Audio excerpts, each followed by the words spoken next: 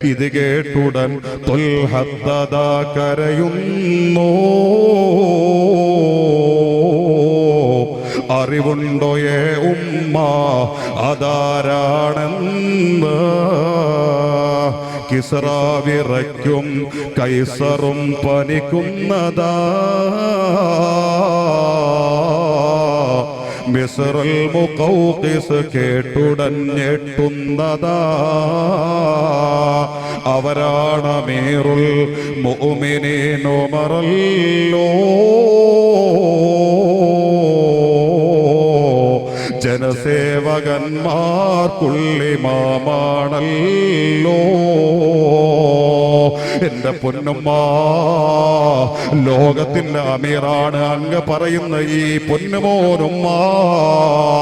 കിസ്റയെ വിറപ്പിച്ചു കളഞ്ഞ, കൈസറിനെ തകർത്തെറിഞ്ഞു കളഞ്ഞ, ഇസ്ലാമികമായി ഭരണസിരാ കേന്ദ്രത്തിന്റെ അനിഷേധ്യമായ ചെങ്കോല് പിടിക്കുന്നതിനിടയിലെങ്ങാന് ധാർമ്മികമായ രോഷം കൊണ്ടെങ്ങാന് കണ്ണുകൾ ഈർഷ്യത കൊണ്ട് നിറഞ്ഞു പോയാൽ ആ ചാട്ടുളി പോലെ തീവമിക്കുന്ന കണ്ണുകളിലേക്ക് നോക്കാൻ രണ്ടാമതൊരാൾക്ക് ചങ്കൂറ്റമില്ലാത്ത വിധം അല്ലാഹു അജയ്യമാക്കിയ ലോകത്തിന്റെ അമീറായ, ഇസ്ലാമിക ലോകത്തിന്റെ അമീറായ ഉമർ ഇബ്നുൽ ഖത്താബാണുമ്മ.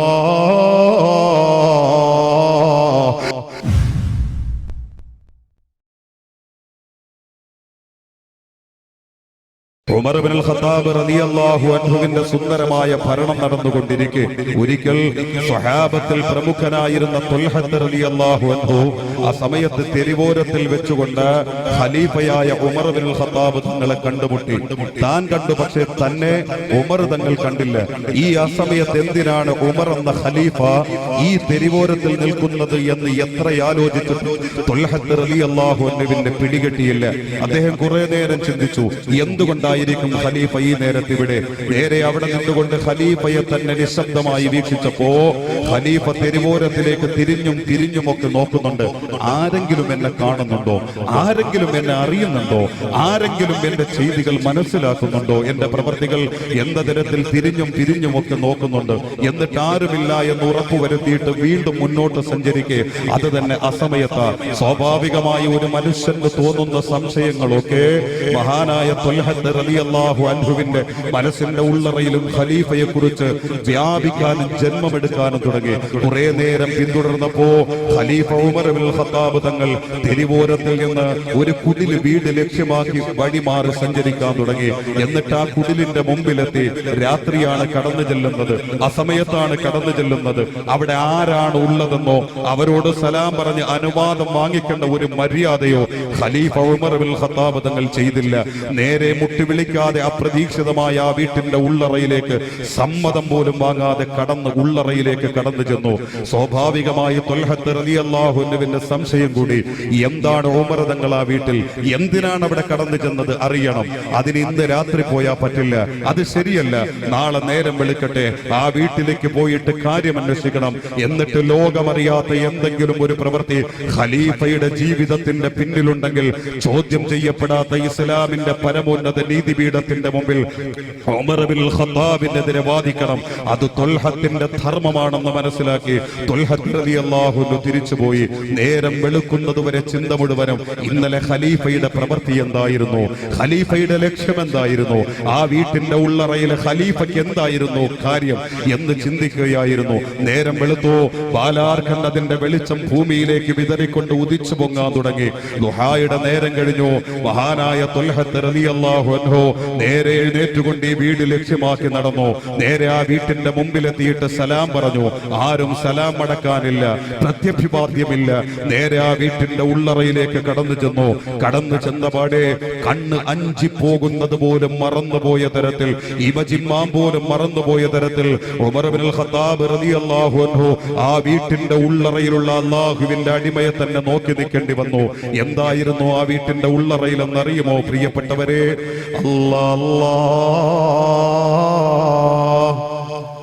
പനനാര് കൊണ്ട് വരിഞ്ഞ് കോർത്തൊരു കട്ടിലിൽ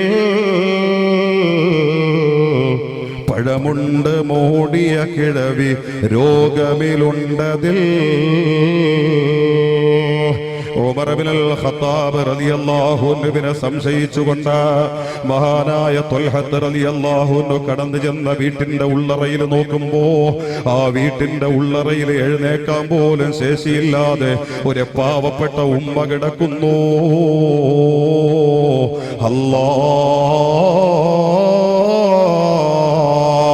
അവർക്ക് സ്വന്തമായി വൃത്തിയാക്കാൻ സാധിക്കുന്നില്ല, അവർക്ക് സ്വന്തമായി ഭക്ഷണം കഴിക്കാൻ കഴിയുന്നില്ല, അവർക്ക് കിടക്കുന്ന കട്ടിലിൽ നിന്നൊന്ന് എഴുന്നേറ്റിരിക്കാൻ പോലും കഴിയുന്നില്ല. അത്തരത്തിലുള്ള പാവപ്പെട്ട ഒരു ഉമ്മയെ ത്വൽഹത്ത് റളിയല്ലാഹു അൻഹു ഉമർ ഇബ്നുൽ ഖത്താബ് തങ്ങൾ തലേ ദിവസം കടന്നു ചെന്ന ആ വീട്ടിന്റെ ഉള്ളറയിൽ കാണുന്നു. നിങ്ങൾക്ക് സേവനം ചെയ്യുവാനാരുണ്ട്?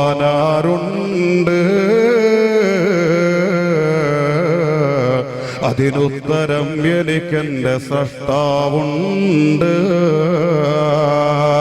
ത്വൽഹത്ത് റളിയല്ലാഹു അൻഹു ചോദിച്ചു, ഉമ്മ ആരാണുമ്മ നിങ്ങൾക്ക് ഭക്ഷണം തരുന്നത്? ആരാണുമ്മ നിങ്ങൾക്ക് വെള്ളം തരുന്നത്? ആരാണുമ്മ നിങ്ങളെ വൃത്തിയാക്കി തരുന്നത്? ആരെയും ഈ വീട്ടില് കാണുന്നില്ലല്ലോ ഉമ്മ. ത്വൽഹത്ത് റളിയല്ലാഹു അൻഹു ഒന്നെഴുന്നേക്കാൻ കഴിയാതെ കിടക്കുന്ന അബലതയുടെ ചപലതയുടെ പ്രതീകമായി വന്യവയോധികയായ പൊന്നുമ്മയോട് ആരാണ് എന്റെ പൊന്നുമ്മാക്ക് ഭക്ഷണം തരുന്നതെന്ന് ചോദിച്ചു തീർന്ന ഉടനെ ഈ ഉമ്മാടെ കവിൽത്തടം വിടരുന്നു. എന്തോ ഒരു സന്തോഷം മനസ്സിനകത്ത് തോന്നിയതുപോലെ ഈ ഉമ്മ ത്വൽഹത്ത് റളിയല്ലാഹു അൻഹുവിനോട് മറുപടി പറയുന്നു. ഇത് കേട്ടുടൻ ത്വൽഹത്ത് കരയുന്നു. ഈ ഉമ്മ പറഞ്ഞു കൊടുത്ത പൊന്നുമോനെ, എനിക്കറിയില്ല മോനെ, കുറെ ദിവസമായി ഒരു പ്രിയപ്പെട്ട ഉമ്മാടെ മുത്തുമോൻ എന്നെ സമീപിക്കാറുണ്ട്, എന്റെ വീട്ടിലേക്ക് കടന്നു വരാറുണ്ട്. എന്റെ വീട്ടിലേക്ക് കടന്നു വന്നിട്ട് ആ മകൻ കടന്നു വന്ന ഉടനെ ഞാൻ വിസർജിച്ച് വെച്ചിരിക്കുന്ന ചട്ടിയെടുത്ത് വൃത്തിയാക്കുന്നു, അവന്റെ കൈകൾ കൊണ്ട് വൃത്തിയാക്കുന്നു. എന്നിട്ട് ആ ചട്ടി വൃത്തിയാക്കി വേസ്റ്റ് മുഴുവനും കളഞ്ഞിട്ട് അത് പഴയതുപോലെ എനിക്ക് വിസർജിക്കാൻ വേണ്ടി കൊണ്ടുവച്ചു തരും മോനെ. ഒരു വെറുപ്പും ആ മുത്തുമോനിൽ നിന്ന് ഞാൻ കണ്ടിട്ടില്ല, ഒരു വെറുപ്പിന്റെ ശബ്ദവും ആ മുത്തുമോനിൽ നിന്ന് ഞാൻ അനുഭവിച്ചിട്ടില്ല. അതുപോലെ വൃത്തിഹീനമായി കിടക്കുന്ന എന്റെ ശരീരത്തിലെ വസ്ത്രം മുഴുവനും ആ മുത്തുമോൻ വൃത്തിയാക്കി തരുന്നു. എന്നിട്ട് ആ അഴുക്ക് പിടിച്ച വസ്ത്രം മുഴുവനും മാറ്റുന്നു. എന്നിട്ട് കൊണ്ടുവന്ന നല്ല വൃത്തിയുള്ള വസ്ത്രം എനിക്ക് ധരിച്ചു തരുന്നു. എന്നിട്ട് കരുതി കൊണ്ടുവന്ന ഭക്ഷണത്തിന്റെ പൊതി തുറന്നിട്ട് ഒരു കുഞ്ഞുമോന് ഭക്ഷണം ഉമ്മ വാരി കൊടുക്കുന്നത് പോലെ ആ മുത്തുമോൻ എനിക്ക് വാരിത്തരും മോനെ. ഇത് ഒരു ദിവസമല്ല, ഇത് 2 ദിവസമല്ല, ഇത് ഏത് ഭാഗ്യമുള്ള ഉമ്മാടെ മോനാണെന്ന് എനിക്കറിയില്ല മുത്തുമോനെ. കാലങ്ങളായി ഞാനിത് അനുഭവിക്കുന്നു. ഇത് ഏത് ഉമ്മാടെ മകനാണെന്ന് ഞാൻ ചോദിച്ചിട്ടില്ല.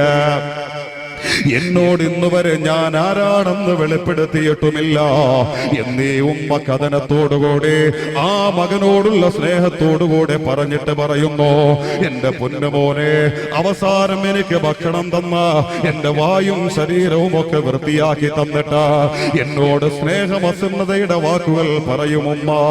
ഉമ്മ വിഷമിക്കണ്ട ഉമ്മ, ഈ മുത്തുമോനുമ്മാടെ കൂടെ ഉണ്ടേ ഉമ്മ.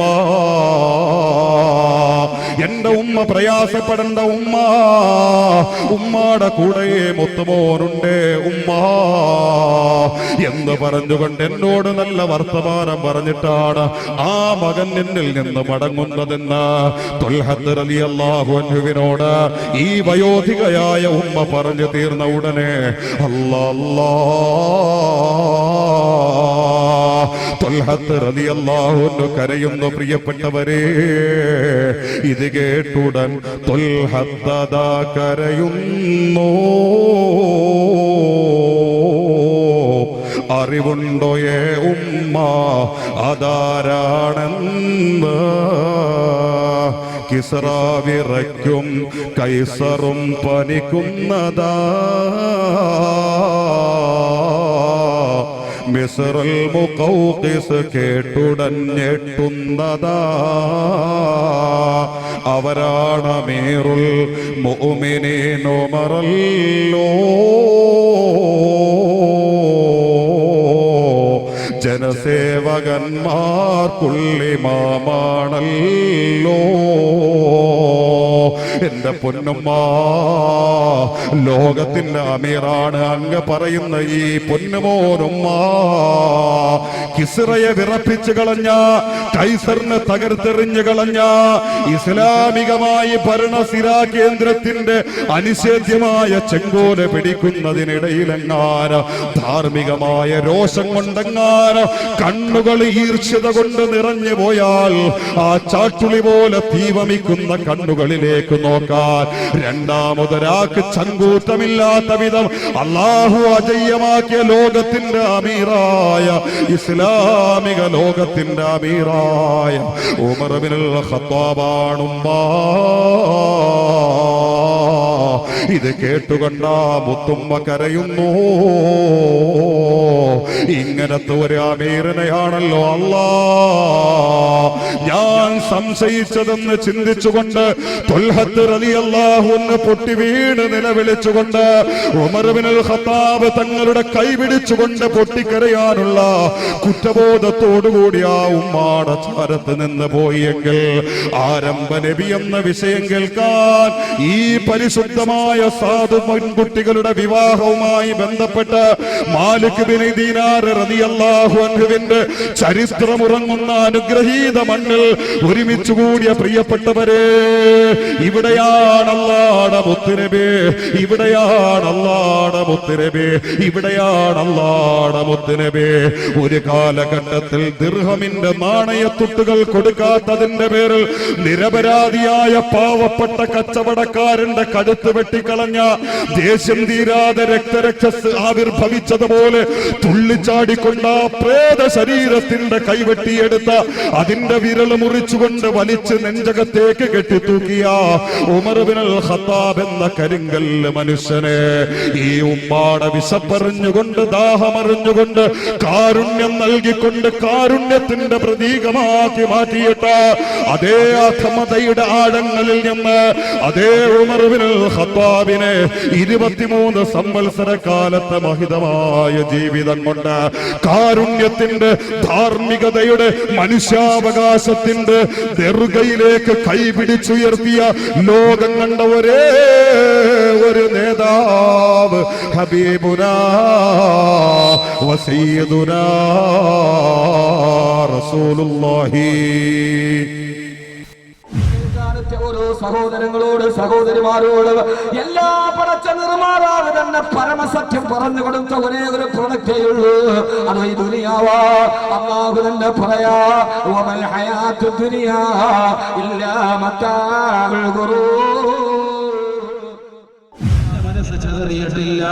ഈ ദുനിയാവിനോടുള്ള അമിതമാകുന്ന ഭ്രമം എന്റെ മനസ്സിൽ വന്നിട്ടില്ല. എന്റെ സമ്പത്ത് നഷ്ടപ്പെട്ടു എന്ന് കേട്ടപ്പോ എന്റെ മനസ്സിലൊരു കുലുക്കവും ഉണ്ടായിട്ടില്ല. അല്ല എന്ന ചിന്തയല്ലാതെ മറ്റൊന്നും മനസ്സിലില്ല. എന്റെ മനസ്സിനെ ചെതറാതെ പതറാതെ പിടിച്ചു നിർത്തിയ അല്ലാ, നിനക്കാണ് സർവസ്തുതിയും അല്ലാ.